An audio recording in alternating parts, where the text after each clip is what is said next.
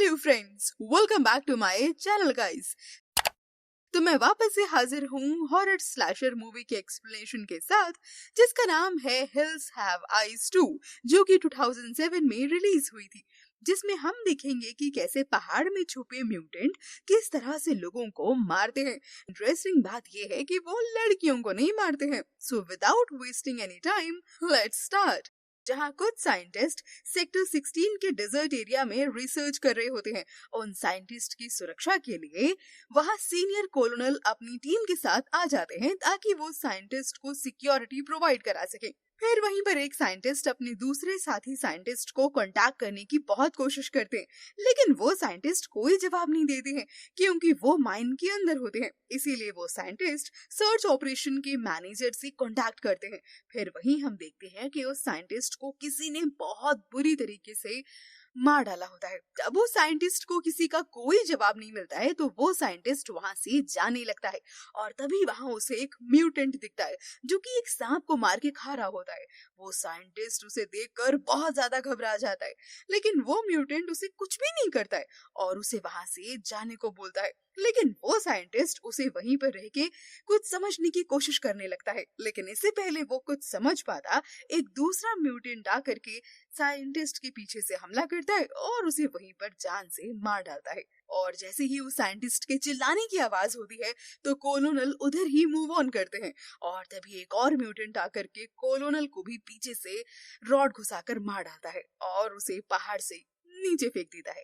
अब in the next scene हमें US के कुछ मिलिट्रीज को देखने को मिलता है जो अपनी ट्रेनिंग खत्म करके बेस कैंप में जा रहे होते हैं, लेकिन अभी उन्हें रास्ते में सेक्टर 16 में ही कुछ सामान सप्लाई करने के लिए जाना था। अब सब लोग सेक्टर 16 में पहुंच जाते हैं, लेकिन उन सब मिलिट्री वालों को कैंप में कोई नहीं दिखाई देता। पूरा का पूरा बेस कैंप बिल्कुल खाली पड़ा होता है और तभी वहां पर एक फोन कॉल रिसीव होता है, लेकिन सिग्नल क्योंकि काफी ज्यादा खराब होता है इस वजह से वो कनेक्ट नहीं हो पाता है। तभी सबको पहाड़ी पर से कुछ लाइट रिफ्लेक्ट होती हुई दिखाई देती है। वहां पर मौजूद लीडर सर्गी को लगता है कि वहां किसी को शायद हेल्प की जरूरत है। सर्गी तुरंत ही अपने दो सोल्जर्स को वहां पर छोड़ के सबके साथ पहाड़ी पर सर्च कंडक्ट करने के लिए चले जाते हैं। उन दोनों सोल्जर्स के नाम नेपोलियन और एम्बर होता है। इन दोनों को कैंप में ही छोड़ दिया जाता है ताकि वहां अगर कोई आए तो ये दोनों उनसे सब कुछ कंफर्म कर सके। सर्गी अब अपने सोल्जर्स के साथ आगे बढ़ ही रहे होते हैं कि तभी उनका एक टीम मेंबर एक गड्ढे में फंस जाता है और गिर जाता है और उसको इतनी ज्यादा चोट आ गई होती है कि वो अब चल नहीं सकता था। इसीलिए सर्गी उसे ऑर्डर देते हैं कि तुम भी वापस से कैंप में ही चले जाओ। इधर कैंप में नेपोलियन टॉयलेट में होता है और तभी टॉयलेट के अंदर से कोई अपना हाथ बाहर निकालता है और वो ये देखकर काफी ज्यादा घबरा जाता है। जब एम्बर टॉयलेट में जाकर के देखती है तो वो वही साइंटिस्ट होता है जिसको म्यूटेंट ने बुरी तरीके से जख्मी करके मरने के लिए टॉयलेट में छोड़ दिया होता है। नेपोलियन और एम्बर उस साइंटिस्ट को बाहर निकालते हैं जिसकी हालत बहुत ज्यादा नाजुक होती है। वो साइंटिस्ट कहता है कि वो यहीं पर है और इतना बोलते बोलते वो वहीं पर मर जाता है। ये देखकर दोनों बहुत ज्यादा घबरा जाते हैं। इससे पहले ये लोग किसी और कंक्लूजन पर पहुंच पाते, इन दोनों की गाड़ी को किसी ने आग लगा दी होती है और उन सबकी जो बंदूक होती है वो भी वहां से गायब हो चुकी होती है। अब ये देखकर जो एम्बर होती है वो बेहद घबरा जाती है और तभी जाकर के बोलती है कि मैं पहाड़ियों पर जा रही हूँ बाकी सोल्जर्स के पास। लेकिन नेपोलियन जाने से उसे मना कर देता है और कहता है कि मैं नीचे ही रहना ज्यादा सेफ समझता हूँ, इसीलिए तुम भी यहीं पर हो। एम्बर वहां से हालांकि फिर भी जाने की कोशिश करती है और थोड़ी ही आगे जा पाती है तो एक म्यूटेंट एम्बर को पकड़ के ले जाने लगता है, लेकिन इतने में तभी वहां पर नेपोलियन आ जाता है और उस म्यूटेंट को एक पत्थर से मारने लगता है, जिससे कि जो म्यूटेंट होता है वो बहुत ज्यादा अपने गुस्से में आ जाता है और अब वो एम्बर को बस मारना ही चाहता था। लेकिन तभी म्यूटेंट को आकर के गोली लगती है और म्यूटेंट जल्दी से जाकर एक होल में छिप जाता है। अब ये गोली उसी सोल्जर ने चलाई थी जो कि गड्ढे में फंस गया था और उसको वापस बेस कैंप में भेज दिया गया था। इसके बाद वही सोल्जर जो कि घायल था नीचे की ओर आने लगता है और तभी वही म्यूटेंट दूसरे होल से निकलकर उस मिलिट्री को होल के अंदर खींचने लगता है और तभी वहां पर एम्बर और नेपोलियन आकर के किसी भी तरीके से उस मिलिट्री को बाहर की तरफ खींचने की बहुत कोशिश करते हैं, लेकिन अफसोस म्यूटेंट उस सोल्जर को अंदर खींच ही लेता है, जिससे कि एम्बर और नेपोलियन बहुत ज्यादा घबरा जाते हैं वापस से। ऊपर पहाड़ी पे यहाँ पर हम देखते हैं कि सर्गी अपने बाकी सोल्जर्स के साथ सर्च कर रहे होते हैं और तभी वहां पर उन सबको एक डेड बॉडी मिलती है जो कि उसी सर्च ऑपरेशन का एक टीम मेंबर हुआ करता था जिसको म्यूटेंट ने बड़ी बेरहमी से मार डाला था। अब ये सब कुछ देखकर सभी लोग अलर्ट हो जाते हैं और सर्गी सबको शूट करने का ऑर्डर दे देता है। तभी पीछे से एक म्यूटेंट आकर के पत्थर से हमला करने लगता है। बाकी सब सोल्जर उस म्यूटेंट पर गोलियां चलाने लगते हैं और वो म्यूटेंट तो बच करके हालांकि वहां से निकल जाता है, लेकिन गोलीबारी के दौरान जो सर्गी होता है वो सामने आ जाता है और सर्गी को यहाँ पर गोली लग जाती है। सब लोग सर्गी को गोली लगते हुए देखकर बहुत ज्यादा डर जाते हैं, उसे बचाने की कोशिश भी करते हैं, लेकिन अनफॉर्चुनेटली सर्गी यहाँ पर नहीं बच पाता और उसकी मौके पर ही डेथ हो जाती है। अब वहां पर एम्बर और नेपोलियन भी पहुंच जाते हैं। दोनों अपने साथ हुए जितनी भी इंसिडेंट्स होते हैं सबको बताते हैं और सब ये सुनकर बहुत ज्यादा घबरा जाते हैं। अब रस्सी से सर्गी की जो डेड बॉडी होती है और वो सोल्जर नीचे उतर रहे होते हैं और ऊपर बाकी सोल्जर्स रस्सी के दूसरे हिस्से को पकड़े हुए होते हैं, लेकिन तभी पता नहीं क्या होता है, अचानक से रस्सी टूट जाती है और वो सोल्जर वहीं पर नीचे गिरकर मर जाता है। तभी एक सोल्जर रस्सी को ध्यान से देखता है तो पाता है कि रस्सी टूटी नहीं है बल्कि किसी ने रस्सी को काटा है। वो सब समझ जाते हैं कि कोई तो है जो एक एक करके उन सबको मारना चाहता है।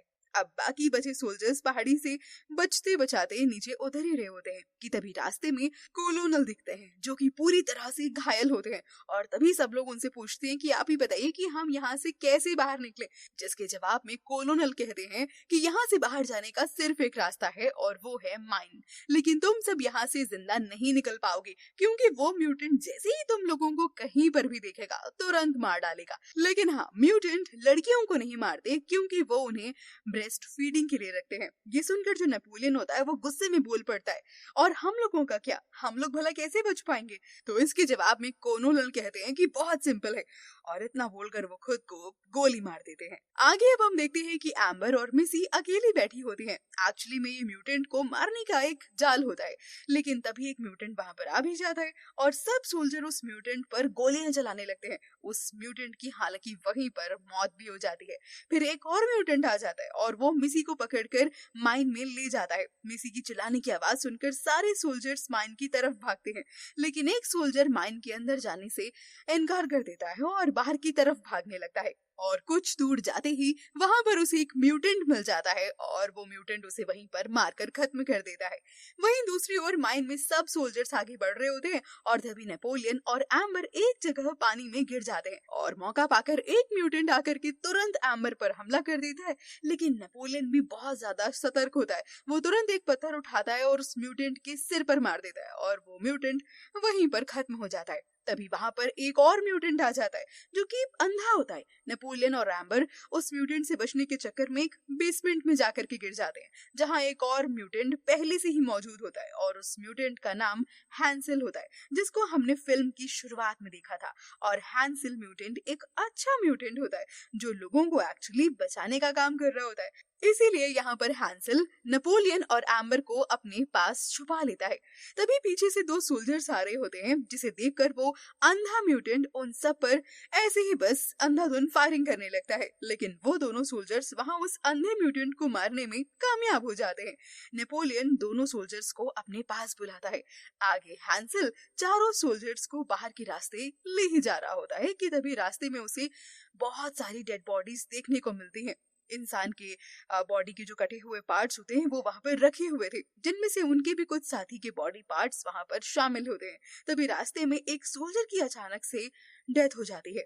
थोड़ी ही आगे जाकर उन तीनों में बहस होने लगती है कि नेपोलियन और एम्बर ने मिसी को जानबूझकर मरने के लिए छोड़ दिया है, इसलिए नेपोलियन और एम्बर मिसी को ढूंढने के लिए वापस से चले जाते हैं। तभी वो जो बचा हुआ सोल्जर होता है उसकी नजर अचानक से वहां पर पड़े डायनामाइट पर पड़ती है और वो सोल्जर डायनामाइट को देखकर बहुत ज्यादा खुश हो जाता है और उसे अपने साथ ले जाने के लिए भरने लगता है। लेकिन एक्चुअली में ये एक ट्रैप होता है जो कि उन म्यूटेंट्स ने बिछाया होता है इन सभी सोल्जर्स को पकड़ने के लिए। इसके बाद जैसे ही वो सोल्जर आगे बढ़ता है उसका पांव एक वायर में फंस जाता है और वहां एक बहुत बड़ा धमाका होता है और वो सोल्जर अनफॉर्चुनेटली वहीं पर खत्म हो जाता है। इधर हम देखते हैं कि नेपोलियन और एम्बर मिसी को ढूंढते ढूंढते एक बेसमेंट में जा पहुंचते हैं जहां पर एक म्यूटेंट आता है, लेकिन नेपोलियन उस म्यूटेंट को वहीं पर मार डालता है। वहां पर मिसी को म्यूटेंट ने बांध कर रखा होता है। दोनों मिसी को लेकर के वहां से बाहर निकलते हैं, तभी एक और म्यूटेंट उनके रास्ते में आ जाता है और उन तीनों पर हमला करता है। लेकिन फिर से नेपोलियन बहुत ही चालाकी से उस म्यूटेंट को खत्म कर देता है। तीनों बाहर निकल जाते हैं, लेकिन अभी भी कोई उन तीनों को देख ही रहा होता है। अब ये कौन था ये तो हमें पता नहीं चला, लेकिन ये मूवी यहीं पर अब खत्म हो जाती है। तो दोस्तों, मैं उम्मीद करती हूँ कि आपको इस मूवी की कहानी जरूर से पसंद आई होगी, जो कि काफी इंटरेस्टिंग थी। तो अगर आपको भी मेरी तरह इस मूवी की कहानी पसंद आई तो प्लीज इस वीडियो को लाइक कीजिए, इसे अपने दोस्तों के साथ शेयर कीजिए और हाँ, इस चैनल को सब्सक्राइब करना और बेल आइकन दबाना तो बिल्कुल मत भूलिएगा, ताकि आपको इस तरह की इंटरेस्टिंग मूवीज की कहानी की अपडेट्स मिलती रहे। मैं मिलूंगी आपसे अगली किसी और इंटरेस्टिंग सी कहानी के साथ। Till then take care, bye bye.